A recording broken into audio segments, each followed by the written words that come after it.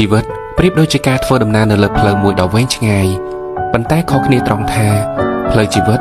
មានឧបសគ្គច្រើនរាប់មិនអស់ដែលយើងអាចនឹងជួបប្រទះសម្រាប់ផ្លូវដែលយើងបានជ្រើសដើរយើងអាចទទួលយកបានគ្រប់យ៉ាងទាំងពេលរីករាយនិងពេលកាត់ទុក្ខព្រោះយើងគឺជាម្ចាស់នៃផ្លូវអ្នកផ្សេងគេអាចនឹងសើចចំអកឲ្យយើងឬមិនពេញចិត្តនឹងជម្រើសរបស់យើងប៉ុន្តែគេមិនបានមកជួយដោះស្រាយបញ្ហាយើងឡើយគេបានតែនិយាយបានតែថាយើងគួរតែចេះគួរតែចោះតែពេលនិយាយហត់ពួកគេក៏ស្ងាត់ការតស៊ូពុះពៀជំនះនឹងបញ្ហានៅក្នុងជីវិតពិតជាលំបាកណាស់ទៅហើយ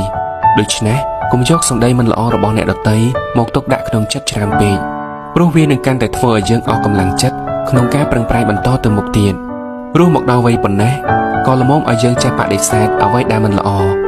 ហើយយល់ព្រមទទួលយកតែអ្វីដែលល្អនិងស័ក្តិសមឲ្យយើងទទួលយកតែប៉ុណ្ណោះ